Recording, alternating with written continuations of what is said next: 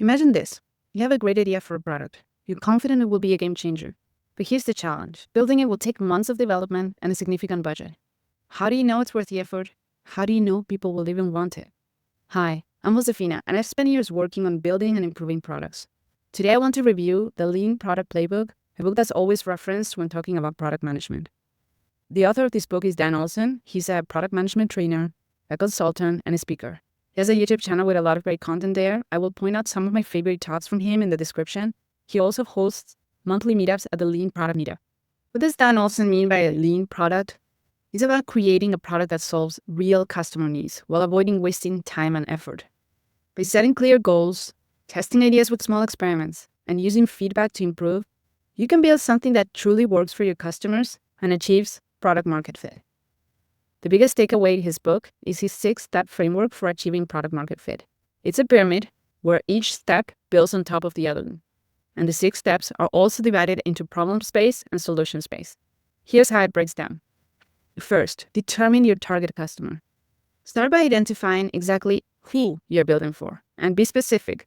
Avoid broad labels like millennials, which is actually a wide range group, and they can be 15 years apart from each other and living very different periods of their lives.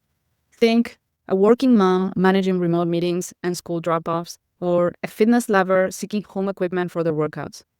The more detailed your customer persona is, the easier it will be to address their needs and create meaningful solutions. So once you identify your target customer, move on to the next step. Identify undeserved needs. You have to figure out what problem they're facing. Also recommend staying in the problem space and digging in. Do not pollute your problem with solutions on this step. A simple but powerful tool is the 5 whys technique from Toyota. It's simple. You start with a problem and keep asking why until you uncover the real issue.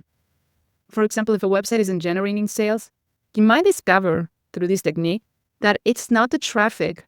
It's more like the product pages lack engaging content. So you kind of need to slow down so that you can better identify the problem. On this step, he also applies the importance versus satisfaction framework. He separates this chart into 4 quadrants. First, you have high importance, low satisfaction. These are the golden opportunities. The example he gives here is Uber, where the need for a cab alternative that was reliable, safe, affordable was very high, and yet the level of satisfaction was very low. Then you have low importance, high satisfaction. These are time wasters. Customers don't care, and existing solutions are efficient. Third, you have high importance, high satisfaction. This is where competition is at. Customers value these ideas, but competitors may already excel here. So if you have an idea here, it better be better than the other ones. Otherwise, it will not make it. Low importance, low satisfaction. These offer little values to customers. Say no to this. This framework helps you stay focused on delivering features that truly matter and drive product success. These first 2 steps of the pyramid align with our definition of market, a group of people who share a set of common needs. By first focusing on the market, the lean product process ensures that all of the next steps are driven by a deep understanding of the customer and the problems the product aims to solve. The next step is value proposition. Clearly articulate what needs your product will address and which ones will not. A great part of product strategy is having the ability to say no. There are many reasons to say no. Oftentimes it has to do with resource constraints, or the fact that as a PM, one has to solve the most pressing customer needs, and not all needs are created equal. Olsen uses here the Kano framework as a helpful method to define your value proposition. This model categorizes features and benefits into 3 types.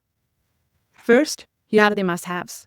These are the basic features customers expect from a product or service. Their absence leads to dissatisfaction, but their presence doesn't necessarily increase satisfaction.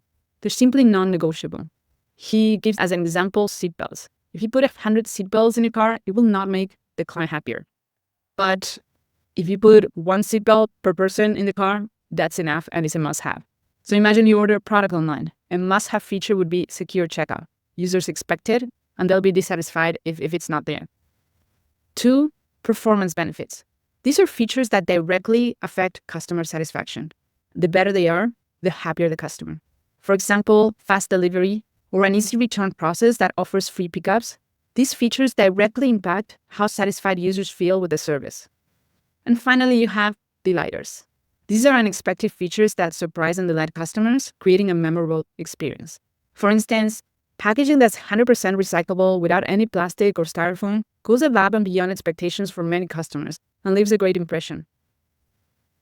We have to keep in mind that because of innovation, things don't stay rigid, and neither do these examples. Over time, delighters degrade into performance benefits and then into must-haves, and we have to look for new delighters. 4. Define your MVP feature set. Your MVP, or minimum viable product, is the simplest version of your product. It is just enough to provide real value to your users and solve their main problem. At the same time, it helps you test your key ideas and see what works before building them. Whatever MVP you end up presenting, it's crucial that it is reliable, usable, and delightful enough for customers to actually experience the intended value proposition. That way, you can effectively test it out. Number 5, creating a user experience prototype. This step is about bringing your ideas to life, a real user experience that customers can test. Start simple, focusing on core features, maintaining quality, and gathering feedback from the right audience. Begin with basic sketches and refine them into clickable mockups. Testing at every stage ensures your product is not just functional, but truly delivers a great experience customers will love. And 6, test your prototype or product. This is your chance to see if all of your hard work is truly resonating with the people it's meant for. The key here is testing with the right audience, not just anyone. Their feedback shows whether you're meeting their needs and heading toward product market fit. Look for signs like strong excitement to use the product, a willingness to pay, or improved reactions compared to earlier versions. But it doesn't stop here. It's all about learning and iterating. Gather their feedback, refine your ideas, and make your product even better. What are some common pitfalls that can derail product development? Number 1, skipping customer research. Assuming you know what customers need without talking to them is a big mistake. Even experienced teams can fall into this trap, risking solving the wrong problem or building features no one cares about. 2, overloading the first version. Building too many features in the initial version dilutes focus and increases costs. Olsen says, a laser-focused MVP that addresses the most relevant pain points allows us to validate the core proposition before investing further. 3, ignoring early feedback. Dismissing feedback because it challenges your initial ideas is a common pitfall. Early feedback, even when uncomfortable, is invaluable for course correction and improving the product. So stay open-minded and use it to iterate effectively. So this review is just a small glimpse of what the whole book offers. It's packed with practical advice for navigating the day-to-day life of a product manager. It's also a great listen on Audible. For experienced product managers, the book might not introduce brand new concepts, but it does a great job of reinforcing the fundamental principles we build upon.